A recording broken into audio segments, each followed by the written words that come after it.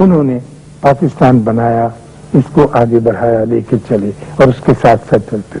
پھر ایک دردناک بات جو میں آپ کی خدمت میں ضرور عرض کروں گا وہ یہ کہ اسی کارخانے میں، اسی اسٹیل مل کے اندر اسی قسم کے پاکستانیوں نے جو اس سے بہتر تعلیم یافتہ تھے، وہاں سے اتنا کچھ کھسوٹا اور جس شدت کے ساتھ گھسیٹا، اس کی خبریں آپ نے اخباروں میں پڑھی ہوں گی.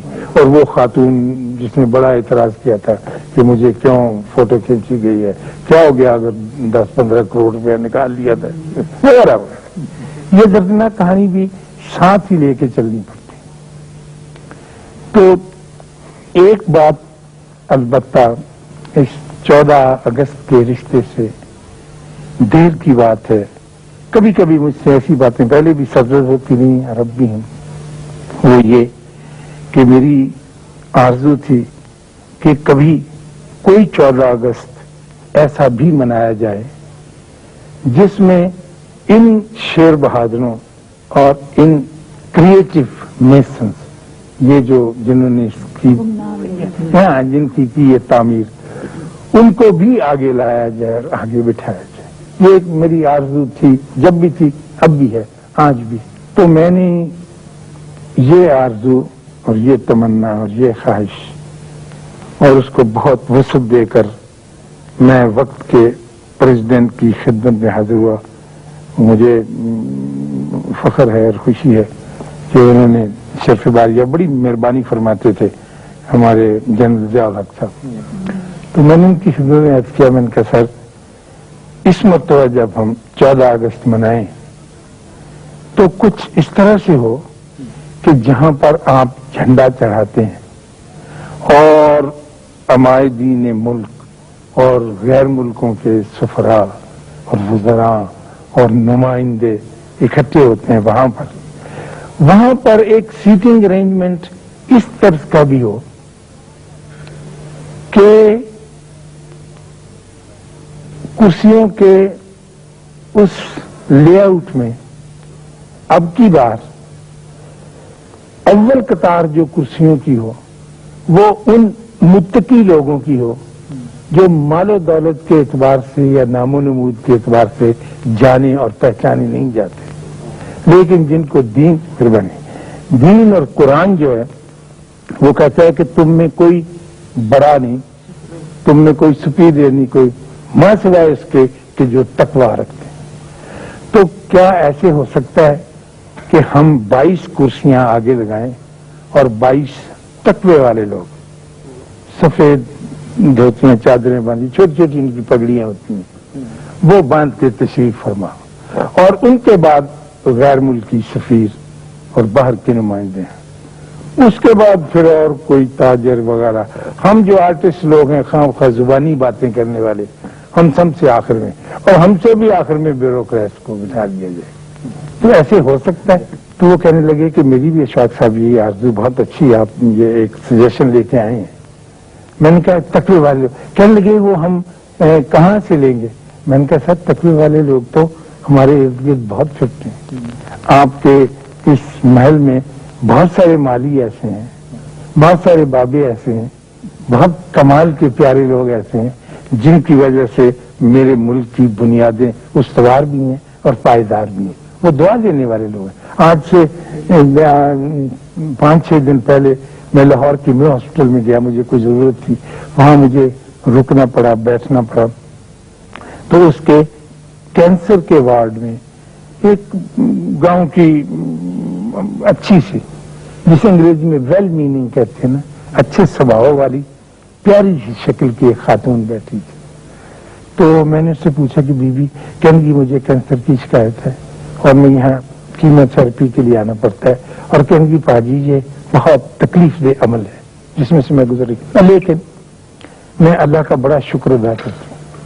اور جب میں سب سے پہلے صبح اٹھتی ہوں تو میں نماز گزارنے کے بعد دعا میں سب سے پہلے اس دنیا کے بندوں کے لیے دعا کرتے ہیں کہ یا اللہ کل عالم کی خیر. ہماری مائیں نانیاں اکثر یہی دعا مانگا کرتی تھی کہ کل عالم کی خیر ہو، پھر اللہ ان سب کا بھلا ہو. اور پھر میں کہتی ہوں کہ یا اللہ میرے پاکستان کی خیر ہو، اور اس کے بعد میں کہتی ہوں کہ یا اللہ حکمرانوں کی خیر ہو۔ تو میں نے ایک اچھے جرنلسٹ کی طرح کہا، میں کہا حکمرانوں کی خیر کے ان کے تو لکھتے جو رہتے ہیں ہمارے کہنے کی نہیں پا جی، اگر حکمران ہوں گے جیسے کیسے بھی ہوتے ہیں، جب ہی کام گاڑی آگے چلے گی نا، اللہ ان کی بھی خیر کرے اور جہاں جہاں ان کی کمیاں ہیں وہ پوری کرے اور ان کی انیڈیکویسیز جو ہیں وہ دور کرے۔ تو میں ان کی ضرور کرنے مانگتی ہوں۔ تو ایسے ایسے بندے موجود ہیں۔ ہاں، اگر وہ کرسی ہماری رکھ دی جاتی تو میں اس بیوی کو اگر ہوتی تو ان کو بھی وہاں تشریف لانے کے لیے کہتا۔ تو یہ آرزو تھی کہ یہ کرسیاں وہ پہلے تقوی کی جو اللہ تعالیٰ نے تعریف کی ہے، اللہ اس کو پسند فرماتا ہے، تو ہم کون؟ تو آپ نے کہا کہ بالکل ٹھیک ہے، آپ بات کریں، ان کو واقعی آنا چاہیے، لیکن شاہد صاحب یہ ٹریڈیشن نہیں رہی ہے، یہ رسم نہیں ہے، ہم کیا کریں، کیسے کریں گے؟ آپ کچھ مل کے ہمارے ساتھ ہیں۔ میں نے کہا میں ہر طرح سے حاضر ہوں۔ تو ہم نے، اور میں اب ان کو بھی اللہ ان کے درجات بلند کرے، مرحوم نے بھی اپنے طور پہ زور لگایا، یہ سوال پیش کیا، لیکن وہ جو بڑے لوگ ہوتے ہیں صاحب، انہوں نے کہا نہیں سر یہ آپ کیا فضول سی بات کرتے ہیں، یہ تو اس کا طے شدہ ہے، پلان تیار کر لیا گیا، اس کے چارٹ بن گئے ہیں۔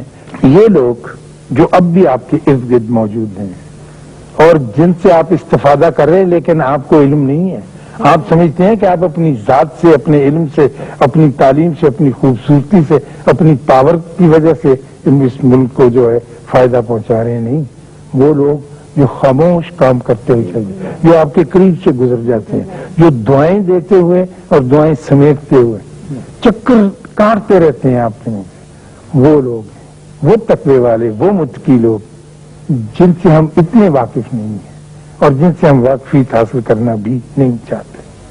تو میں آخر میں یہ عرض کروں گا، شروع میں جو بات کی تھی کہ جب تک گھر سے دانہ اناج لا کر بکھیرا نہیں جائے گا واپس نہیں ملے گا۔ ہم خواتین حضرات سندھ کے معروف ڈیزرٹ تھرپارکر میں تھے اور کافی دور نکل گئے تھے۔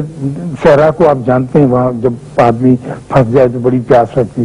ننگر پارکر ایک جگہ ہے، اس کے بعد انڈیا کی سرحد شروع ہو جاتی، اس کے سامنے رن کچھ کی مارچ دلدل قسم کی جگہ۔ تو ہم راستہ سا بھول گئے، میں اور ممتاز مفتی، ہم کافی عمر کے دونوں، جو ہمارا گروپ تھا وہ تو ینگر تھے لوگ ہم، لیکن ہم بڑی عمر کے تھے، تو نہ وہ رہ سکتے تھے نہ میں۔ تو اب پیاس بڑی شدت کی لگی اور خطرہ یہ ہو گیا کہ ہم کو شاید ڈیزرٹ میں اس کارنر میں وہ پانی نہیں ملے گا جو پینے کے قابل ہو، دلدلی علاقہ تھا۔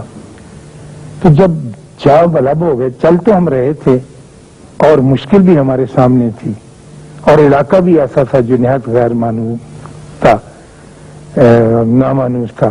تو وہاں پر ایک بڑے سے درخت کے نیچے ایک عجیب قسم کا درخت جو شاید صحرا کے اس دلدلی علاقے میں ہی ہو سکتا ہے، اور اس کے قریب ہی جے پور جودھپور کی سرحد یا سرخ رنگ کے پہاڑ جس سے ہماری بادشاہی مسجد بنی ہے وہ بھی قریب تھے، عجیب جگہ، اور ہم خوفزدہ بھی تھے۔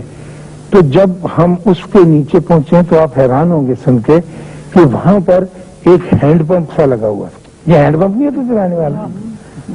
تو میں نے کہا ممتاز یہ تو اس میں تو پانی پی، اور یہ اللہ نے ایسا لگا، انہوں نے کہا پتہ نہیں کچھ زہریلا نہ خراب نہ۔ وہاں پر ایک پرانی وضع کی مٹکی تھی، مٹی کی بہت زیادہ، وہ اس کے اوپر یہ کائی جمی ہوئی تھی، تو اس کے گلے میں دھاگا ڈال کے ایک کارڈ بھی لٹک رہا تھا جس کے اوپر اردو میں اور سندھی میں ایک عبارت لکھی کہ خبردار اس مٹکی کا پانی نہ پی۔ ہاں،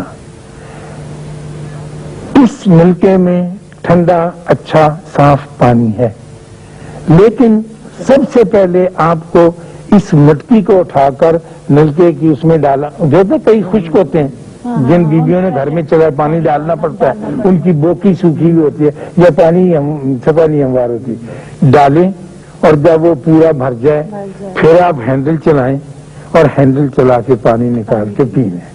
چنانچہ ہم نے وہ مٹکی اٹھائی پانی اس میں ڈالا، ہینڈل چلایا، پھٹافٹ پانی چلنے لگا، ہم نے پیا. لیکن اس کے ساتھ ہی ایک انسٹرکشن تھی آخری، یاد رکھیے نوٹ، جاتے ہی اس مٹکی کو پانی سے بھر کے رکھتے جائیں.